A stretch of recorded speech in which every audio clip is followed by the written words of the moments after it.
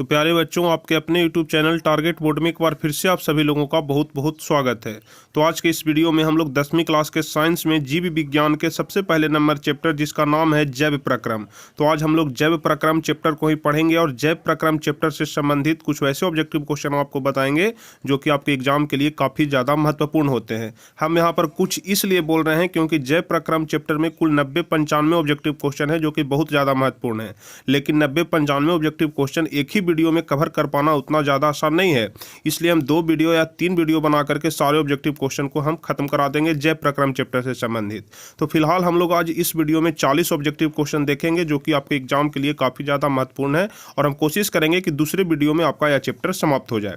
तो चलिए हम वीडियो शुरू करते हैं और आपको बारी बारी से एक एक क्वेश्चन का आंसर बताते हैं। यदि आप लोग पहले से किसी भी क्वेश्चन का आंसर जानते हैं या फिर सभी क्वेश्चन का आंसर जानते हैं तो आप लोग लाइव चैट में बताते चलिएगा। तो चलिए वीडियो शुरू करते हैं। तो यदि आप लोग को वीडियो अच्छा लगे तो वीडियो को लाइक जरूर करिएगा, अपने दोस्तों के बीच शेयर करिएगा और जो भी स्टूडेंट चैनल पर नए हैं, पहली बार वीडियो देख रहे हो, वे सभी लोग चैनल को जरूर सब्सक्राइब कर लीजिएगा ताकि आगे के भी सभी वीडियो का नोटिफिकेशन आपको मिल सके। तो चलिए शुरू करते हैं। पहला नंबर क्वेश्चन है कि कुटपाद किसमें पाया जाता है। ठीक है, पहला नंबर क्वेश्चन है कि कुटपाद किसमें पाया जाता है, परमेशियम में कि यूग्लिना में कि अमीबा में कि इनमें से कोई नहीं। बताइए पहला का कौन सा ऑप्शन सही होगा। यदि आप लोग जानते हैं तो लाइव चैट में बताते चलिएगा। तो ध्यान रखिएगा, पहला का सी नंबर ऑप्शन सही हो जाएगा कि कुटपाद अमीबा में पाया जाता है। और यहाँ पर जो आप देख रहे हैं अमीबा, यूग्लिना, परमेशियम, ये सारे जो जीव होते हैं वह एक कोशिकीय जीव होते हैं, यानी कि इनमें कोशिका की संख्या सिर्फ और सिर्फ एक होती है। तो यदि आपसे एग्जाम में पूछा जाता है कि 2 या 3 एक कोशिकीय जीव का नाम लिखिए तो आप लोग अमीबा, यूग्लिना, परमेशियम ये सब लिख सकते हैं। और ध्यान रखिएगा अमीबा में कुटपाद पाया जाता है। चलिए दूसरा नंबर क्वेश्चन कह रहा है कि प्रकाश संश्लेषण होता है। प्रकाश संश्लेषण रात में होता है कि दिन में होता है कि दिन और रात दोनों में होता है कि सुबह शाम होता है। देखिए साथ साथ हम आपको बताते चलेंगे कि कौन सा क्वेश्चन कौन से वर्ष में पूछा गया है। जो पहला नंबर आपको क्वेश्चन बताया वह क्वेश्चन 2016 में पूछा गया था और जो दूसरा नंबर क्वेश्चन है वह 2015 में पूछा गया है। जो जितने सारे भी प्रीवियस ईयर के क्वेश्चन है हम आपको बताते चलेंगे। तो देखिए दूसरा नंबर क्वेश्चन है कि प्रकाश संश्लेषण कब होता है, दिन में होता है कि रात में होता है। तो आप सभी लोग जानते हैं कि प्रकाश संश्लेषण सूर्य के प्रकाश की उपस्थिति में होता है। तो सूर्य का प्रकाश तो दिन में ही रहता है, इसलिए प्रकाश संश्लेषण की क्रिया भी दिन में ही होती है। रात में सूर्य का प्रकाश नहीं रहता है, इसलिए रात में प्रकाश संश्लेषण नहीं होता है। चलिए अब तीसरा नंबर क्वेश्चन है क्लोरोफिल वर्णक का रंग होता है। जो क्लोरोफिल वर्णक होता है उसका रंग कैसा होता है। यह क्वेश्चन 2015 में भी और 2017 में भी पूछा गया है। तो बताइए क्लोरोफिल वर्णक का रंग कैसा होता है, हरा होता है कि नीला होता है कि लाल होता है कि सफेद होता है। कौन सा ऑप्शन सही होगा। तो ध्यान रखिएगा क्लोरोफिल वर्णक का रंग हरा होता है। तीसरा का ए नंबर ऑप्शन सही हो जाएगा। चलिए चौथा नंबर क्वेश्चन, रक्त में आयरन की कमी से होने वाला कौन सा रोग है। रक्त में आयरन की कमी से होने वाला निम्नलिखित में जो यहाँ पर 4 ऑप्शन दिए गए हैं इनमें से कौन सा रोग है जो कि रक्त में आयरन की कमी से होता है। 2014 में पूछा गया है यह क्वेश्चन। तो बताइए चौथा का कौन सा ऑप्शन सही होगा। तो ध्यान रखिएगा रक्त में आयरन की कमी से होने वाला रोग एनीमिया है। चौथा का सी नंबर ऑप्शन सही होगा। रक्त में आयरन की कमी से कौन सा रोग होता है, तो एनीमिया होता है। चलिए पांचवा नंबर क्वेश्चन है कवक में पोषण की कौन सी विधि है। आप लोग जानते होंगे कि कवक, शैवाल ये सब कुछ प्राणी होते हैं जो कि मृतजीवी होते हैं। तो यहाँ पर पूछा जा रहा है कि कवक में पोषण की कौन सी विधि है। 2014 में भी और 2019 में भी पूछा गया है। तो 19 में पूछा गया, इसलिए आशा है कि यह 2021 में भी पूछा जाए। इसलिए आप लोग इस क्वेश्चन को थोड़ा ध्यान रखिएगा कि कवक में पोषण की कौन सी विधि होती है। तो हम आपको शुरू में ही बताए कि कवक में पोषण की मृतजीवी पोषण होती है। तो पांचवा का बी नंबर ऑप्शन सही हो जाएगा। देखिए हम आपको स्वपोषी का मतलब भी बताए थे, परपोषी का मतलब भी बताए थे और मृतजीवी का भी मतलब बताए थे। देखिए एक बार फिर से हम रिवाइज करते हैं, आप लोग ध्यान से सुन लीजिएगा। स्वपोषी कहने का मतलब होता है कि जो अपना पोषण खुद करता है उसे स्वपोषी कहते हैं। जो दूसरों पर आश्रित रहता है उसको परपोषी कहते हैं। और मृतजीवी उसको कहते हैं जो कि सड़े गले पदार्थों से अपना पोषण प्राप्त करता है, उसको मृतजीवी पोषण कहते हैं। तो यहाँ पर कवक हो गया, शैवाल हो जाता है, सभी मृतजीवी पोषण का उदाहरण होता है। चलिए छठा नंबर क्वेश्चन, ऑक्जिन है। ऑक्जिन क्या है, वसा है कि एंजाइम है कि हार्मोन है कि कार्बोहाइड्रेट है। बताइए छठा का कौन सा ऑप्शन सही होगा। तो ध्यान रखिएगा ऑक्जिन एक प्रकार का हार्मोन है। छठा का सी नंबर ऑप्शन सही हो जाएगा। चलिए सातवां नंबर क्वेश्चन, मनुष्य में वृक्क संबंधित होता है। मनुष्य में ब्रीक किससे संबंधित होता है? पोषण से कि श्वसन से कि उत्सर्जन से कि परिवहन से? 2013 और 2020 दोनों साल यह क्वेश्चन पूछा गया है। मनुष्य में ब्रीक संबंधित होता है। 7वां का सी नंबर ऑप्शन सही होगा कि मनुष्य में ब्रीक उत्सर्जन से संबंधित होता है। 7वां का सी नंबर ऑप्शन सही हो जाएगा। चलिए 8वां नंबर क्वेश्चन, स्वपोषी पोषण के लिए क्या आवश्यक होता है? बहुत ही ज्यादा महत्वपूर्ण क्वेश्चन है। 2013 और 2019 में पूछा गया है। जितने सारे भी क्वेश्चन 17, 18, 19 में पूछे गए हैं, सारे क्वेश्चन का बहुत अधिक चांस है कि 2021 में पूछा जाएगा, इसलिए आप लोग थोड़ा ध्यान से देखते चलिएगा। स्वपोषी पोषण के लिए कौन सा चीज आवश्यक है? CO2 यानी कि कार्बन डाइऑक्साइड की, क्लोरोफिल की, सूर्य का प्रकाश, किनमें से सभी? 8वां का कौन सा ऑप्शन सही होगा? तो ध्यान रखिएगा, स्वपोषी पोषण के लिए इनमें से सभी आवश्यक होता है। स्वपोषी पोषण मतलब अपना पोषण खुद कर रहा है, तो यदि अपना पोषण खुद कर रहा है तो उसके लिए कार्बन डाइऑक्साइड भी जरूरी है, क्लोरोफिल भी जरूरी है और सूर्य का प्रकाश भी जरूरी है, इसलिए डी नंबर ऑप्शन सही होगा, इनमें से सभी। चलिए 9वां नंबर क्वेश्चन है, प्रकाश संश्लेषण की क्रिया में ऑक्सीजन बाहर निकलता है। प्रकाश संश्लेषण की क्रिया में ऑक्सीजन बाहर निकलता है, जल से कि CO2 से कि ग्लूकोज से कि डिक्टियोजोम से? बताइए, 2013 में यह क्वेश्चन पूछा गया है। 9वां का कौन सा ऑप्शन सही होगा? तो ध्यान रखिएगा, प्रकाश संश्लेषण की क्रिया में ऑक्सीजन बाहर निकलता है जल से। 9वां का ए नंबर ऑप्शन सही हो जाएगा। प्रकाश संश्लेषण की क्रिया में ऑक्सीजन जल से बाहर निकलता है। चलिए 10वां नंबर क्वेश्चन, मैग्नीशियम पाया जाता है। 2013 में क्वेश्चन पूछा गया है। मैग्नीशियम पाया जाता है क्लोरोफिल में कि लाल रक्त कण में कि वर्णी लावक में कि श्वेत रक्त कण में? बताइए 10वां का कौन सा ऑप्शन सही होगा? तो यह वाला क्वेश्चन भी हम आपको बार बार बताए हैं कि मैग्नीशियम हमेशा क्लोरोफिल में पाया जाता है। 10वां का ए नंबर ऑप्शन सही होगा, मैग्नीशियम क्लोरोफिल में पाया जाता है।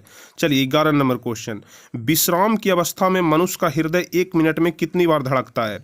देखिए, जब आदमी कोई काम करता है या फिर दौड़ता है तो मनुष्य का हृदय 1 मिनट में अधिक बार धड़कता है। ऐसे आप लोग जानते होंगे कि एवरेज मनुष्य का हृदय 1 मिनट में 72 बार धड़कता है। तो यहाँ पर पूछा जा रहा है कि यदि विश्राम की अवस्था में, मतलब कोई काम धंधा नहीं कर रहा है, कभी भी दौड़ नहीं रहा है, एकदम चुपचाप बैठा हुआ है, तो 11 का कौन सा ऑप्शन सही होगा? तो आप सभी लोग जानते हैं कि नॉर्मली ऐसे धड़कन जो है वह 1 मिनट में 72 बार धड़कता है। तो यदि विश्राम की अवस्था में है तो 72 बार धड़केगा, लेकिन अगर वही व्यक्ति अगर दौड़ने लगेगा या फिर कोई काम करने लगेगा तो 72 से अधिक हो जाएगा, वो तो 100 से भी पार हो जाता है।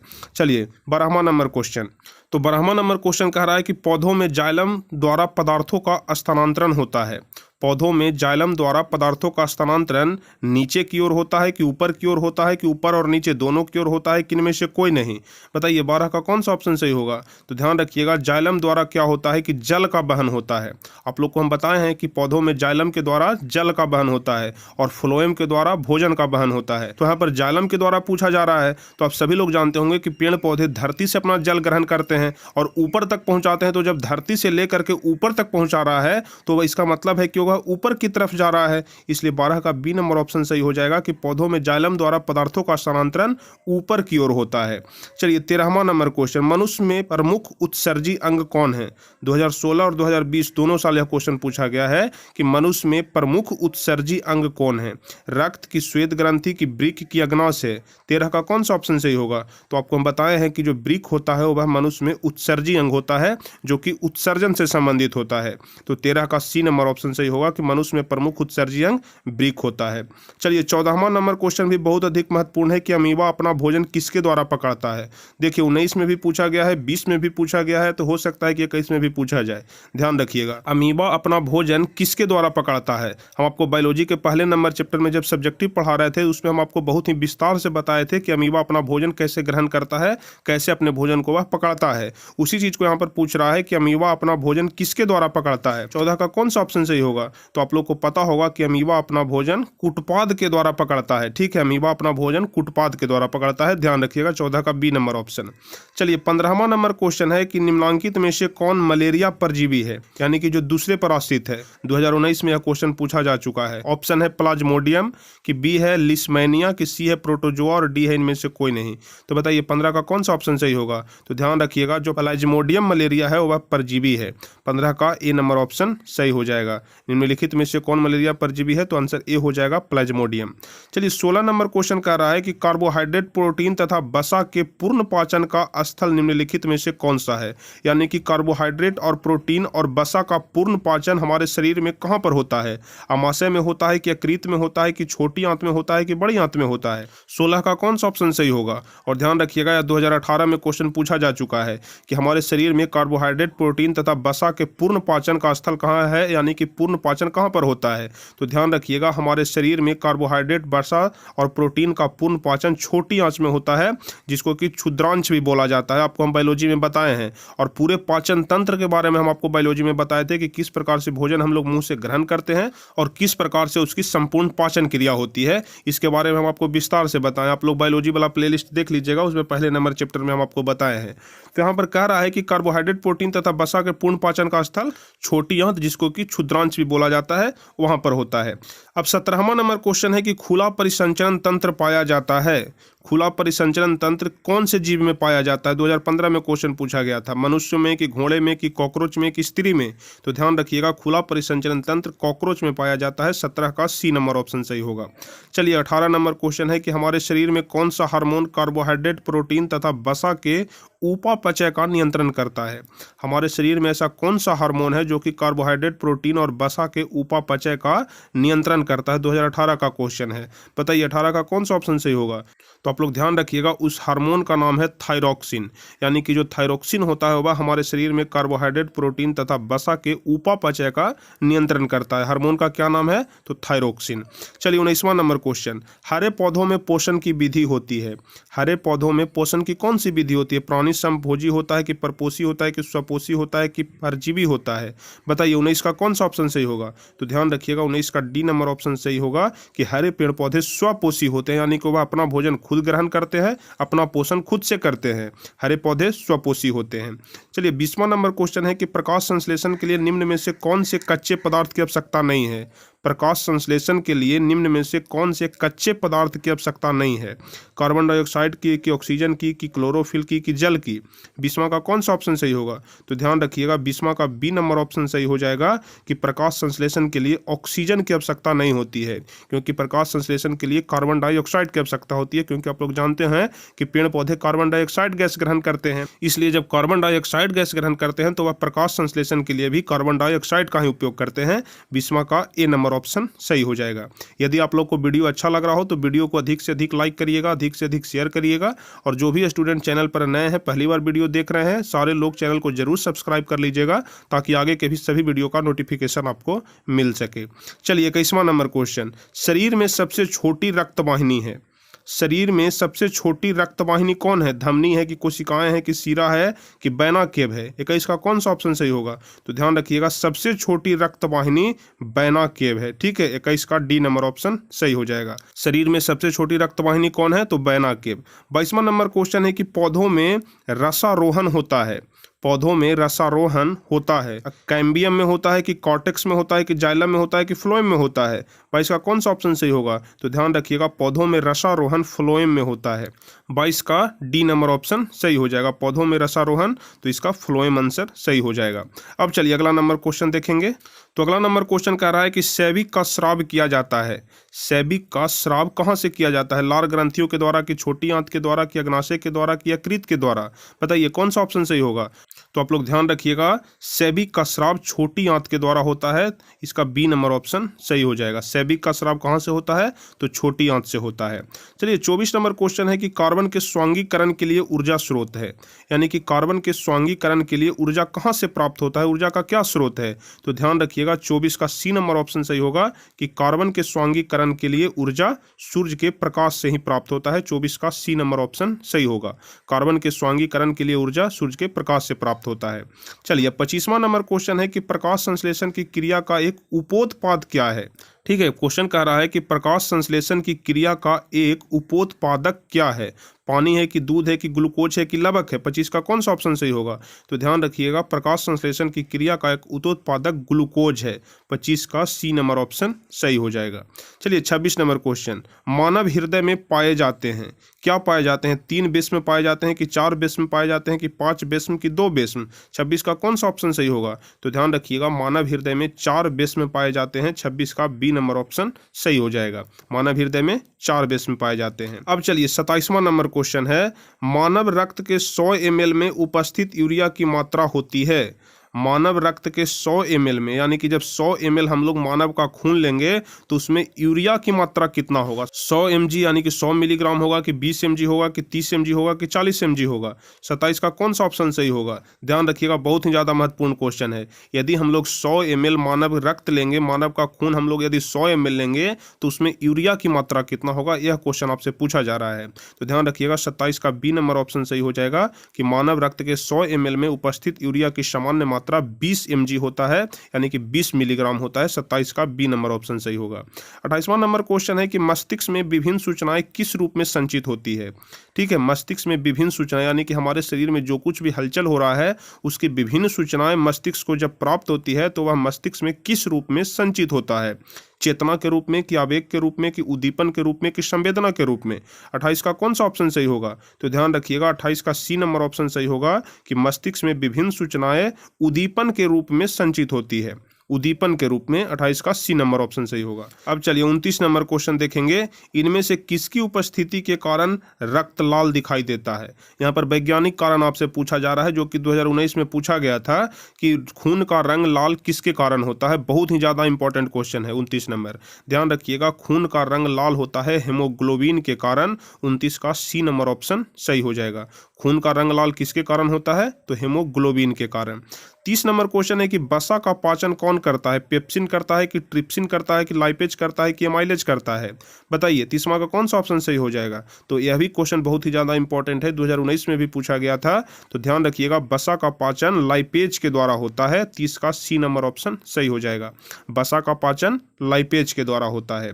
चलिए अब 31 नंबर क्वेश्चन। तो चलिए 31 नंबर क्वेश्चन कह रहा है कि वाष्पोत्सर्जन कैसी प्रक्रिया है? प्रक्रिया की जगह यहाँ पर प्रतिक्रिया लिखा गया है, जो कि गलत है, प्रक्रिया होगा। वाष्पोत्सर्जन कैसी प्रक्रिया है? शारीरिक है कि भौतिक है कि रासायनिक है कि प्राकृतिक है? 31 का कौन सा ऑप्शन सही होगा? तो ध्यान रखिएगा, वाष्पोत्सर्जन भौतिक प्रक्रिया है। ठीक है, 31 का बी नंबर ऑप्शन सही हो जाएगा। वाष्पोत्सर्जन कैसी प्रक्रिया है? तो भौतिक प्रक्रिया है। 32 नंबर, पादप में फ्लोएम संवाहक होता है। अभी हम आपको ऊपर में बता रहे थे कि जाइलम और फ्लोएम का क्या कार्य होता है। ऊपर में हम आपको बताए थे कि जाइलम का कार्य होता है जल का वहन करना, यानी कि जाइलम का कार्य होता है कि वह पेड़ पौधे के संपूर्ण भाग में जल का वहन करता है, यानी कि जल को पहुंचाता है। और फ्लोएम के बारे में बताए थे कि फ्लोएम का कार्य होता है कि वह पौधे के संपूर्ण भाग में भोजन को पहुंचाता है, वह भोजन का वहन करता है। तो 32 नंबर क्वेश्चन का कौन सा ऑप्शन सही होगा? तो जाहिर सी बात है, जब भोजन का वहन करता है तो पादप में फ्लोएम भोजन का संवाहक होता है। 32 का ए नंबर ऑप्शन सही होगा। 33 नंबर क्वेश्चन है कि लार में निम्नलिखित में से कौन एंजाइम पाए जाते हैं? लार में निम्नलिखित में से कौन एंजाइम पाए जाते हैं? आप लोग के मुंह में लार होता होगा, सारे मनुष्य के मुंह में लार होते हैं, तो उस लार में कौन सा एंजाइम पाया जाता है? लाइपेज की गैस्ट्रीन होता है कि टाइलिन होता है कि पेप्सोजेन होता है? बताइए, 33 का कौन सा ऑप्शन सही होगा? तो आप लोग ध्यान रखिएगा, लार में जो एंजाइम पाया जाता है उसका नाम है टाइलिन। ठीक है, 33 का सी नंबर ऑप्शन सही होगा। लार में जो एंजाइम पाया जाता है उसका नाम है टाइलिन, यानी कि टाइलिन नामक एंजाइम ही लार में पाया जाता है। चलिए 34 नंबर क्वेश्चन कह रहा है, अग्नाशयिक रस में, यानी कि जो रस अग्नाशय में पाया जाता है, निम्नलिखित में से कौन एंजाइम पाए जाते हैं? यानी कि जो रस अग्नाशय में पाया जाता है जिसको कि अग्नाशयिक रस बोलते हैं, उसमें कौन सा एंजाइम पाया जाता है? ऊपर में हम लोग देख लिए कि लार में टाइलिन नामक एंजाइम पाया जाता है, लेकिन यहाँ पर पूछ रहा है 34 नंबर में कि अग्नाशयिक रस में कौन सा एंजाइम पाया जाता है। तो आप लोग ध्यान रखिएगा, 34 का ए नंबर ऑप्शन सही हो जाएगा कि अग्नाशयिक रस में एमाइलेज एवं माल्टेज नामक एंजाइम पाया जाता है। 35 नंबर क्वेश्चन है कि भोजन का मुख्य रूप से अवशोषण होता है, यानी कि भोजन का मुख्य रूप से अवशोषण कहां पर होता है? आमाशय में कि पक्वाशय में कि बड़ी आंत में कि इलियम में? 35 का कौन सा ऑप्शन सही होगा? तो ध्यान रखिएगा, भोजन का मुख्य रूप से अवशोषण इलियम में होता है। 35 का डी नंबर ऑप्शन सही होगा। भोजन का मुख्य रूप से अवशोषण कहाँ होता है? तो इलियम में होता है। 36 नंबर क्वेश्चन है कि प्रकाश संश्लेषण की क्रिया में उत्पन्न होता है। प्रकाश संश्लेषण की क्रिया के फलस्वरूप क्या उत्पन्न होता है? प्रोटीन की, कार्बोज की, विटामिन की, वसा? 36 का कौन सा ऑप्शन सही हो जाएगा? तो ध्यान रखिएगा, प्रकाश संश्लेषण की क्रिया के फलस्वरूप कार्बोज उत्पन्न होता है? 36 का बी नंबर ऑप्शन सही होगा। प्रकाश संश्लेषण की क्रिया के फलस्वरूप कार्बोज उत्पन्न होता है। चलिए 37 नंबर क्वेश्चन, प्रकाश संश्लेषण में ऑक्सीजन का मूल स्रोत क्या है? प्रकाश संश्लेषण में ऑक्सीजन का मूल स्रोत क्या है? जल की, पर्णहरित की, सौर ऊर्जा की, CO2। 37 का कौन सा ऑप्शन सही होगा? तो ध्यान रखिएगा, प्रकाश संश्लेषण में ऑक्सीजन का मूल स्रोत जल है। ऊपर में भी हम आपको क्वेश्चन बता रहे थे ना कि प्रकाश संश्लेषण में ऑक्सीजन कहाँ से निष्कासित होता है, तो उसका आंसर जल होता था। और उसी क्वेश्चन को यहाँ पर थोड़ा घुमा करके पूछ रहा है कि प्रकाश संश्लेषण में ऑक्सीजन का मूल स्रोत क्या है, तो इसका भी आंसर जल ही हो जाएगा। अब चलिए 38, 39 और 40 तीन क्वेश्चन और बच गए हैं जिसको हम लोग देखते हैं। तो 38वां नंबर क्वेश्चन, तो 38 नंबर क्वेश्चन कह रहा है कि सांस लेने और छोड़ने को क्या कहा जाता है? हम लोग सांस लेते हैं और फिर सांस छोड़ते हैं, तो इस प्रक्रिया को क्या कहा जाता है बताइए। 38 का कौन सा ऑप्शन सही होगा? तो ध्यान रखिएगा, सांस लेने और सांस छोड़ने की प्रक्रिया को श्वासोच्छ्वास बोला जाता है। 36 का सी नंबर ऑप्शन सही हो जाएगा। बहुत ही ज्यादा महत्वपूर्ण क्वेश्चन है कि सांस लेने और छोड़ने की क्रिया को श्वासोच्छ्वास बोला जाता है। 39 नंबर क्वेश्चन है कि पीत रस कहाँ से स्रावित होता है? पीत रस कहाँ से स्रावित होता है? अग्नाशय से, कि यकृत से, कि छोटी आंत से, कि इनमें से कोई नहीं? 2019 में यह क्वेश्चन पूछा जा चुका है। बताइए 39 का कौन सा ऑप्शन सही होगा? तो ध्यान रखिएगा, जो पीत रस होता है वह यकृत से स्रावित होता है। 39 का बी नंबर ऑप्शन सही हो जाएगा। जो पीत रस होता है वह यकृत से स्रावित होता है। 40 और सबसे लास्ट क्वेश्चन की श्वसन की क्रिया द्वारा निम्न में से किसका निर्माण होता है? श्वसन की क्रिया के दौरान निम्न में से किसका निर्माण होता है? रक्त का, कि ऊर्जा का, कि एंजाइम का, कि प्रकाश का? 40 का कौन सा ऑप्शन सही होगा? तो ध्यान रखिएगा, श्वसन की क्रिया के दौरान ऊर्जा का निर्माण होता है। ठीक है, 40 का बी नंबर ऑप्शन सही हो जाएगा। श्वसन की क्रिया के दौरान ऊर्जा का निर्माण होता है। तो चलिए कुल 40 क्वेश्चन हम आपको अभी तक इस चैप्टर में बताए हैं। शेष इसमें 50 या 55 क्वेश्चन और बच गए हैं जो कि हम आपको अगले वीडियो में बता देंगे। तो कुल मिलाकर के 90-95 इंपॉर्टेंट क्वेश्चन है जो कि बायोलॉजी के पहले चैप्टर में आपको पढ़ना है, जो कि सारे महत्वपूर्ण क्वेश्चन है, सारे आपके एग्जाम के लिए बहुत ही ज़्यादा बोर्ड मॉडल क्वेश्चन है। तो चलिए, आपको यह वीडियो कैसा लगा आप हमें नीचे कमेंट में जरूर बताइएगा। अगर वीडियो आपको अच्छा लगा हो तो इसे अधिक से अधिक लाइक करिए, अधिक से अधिक शेयर करिए। और जो भी स्टूडेंट इस चैनल पर नए हैं, पहली बार वीडियो देख रहे थे, वो सभी लोग चैनल को जरूर सब्सक्राइब कर लीजिएगा और साथ में बेल आइकन दबा के नोटिफिकेशन को ऑल कर लीजिएगा, ताकि आगे के भी जितने सारे भी वीडियो इस चैनल पर अपलोड हो सभी वीडियो का नोटिफिकेशन आपको मिल सके। तो चलिए फिर मिलेंगे हम आपसे अगले वीडियो में कुछ इसी प्रकार के महत्वपूर्ण वीडियो के साथ। तब तक के लिए जय हिंद, धन्यवाद।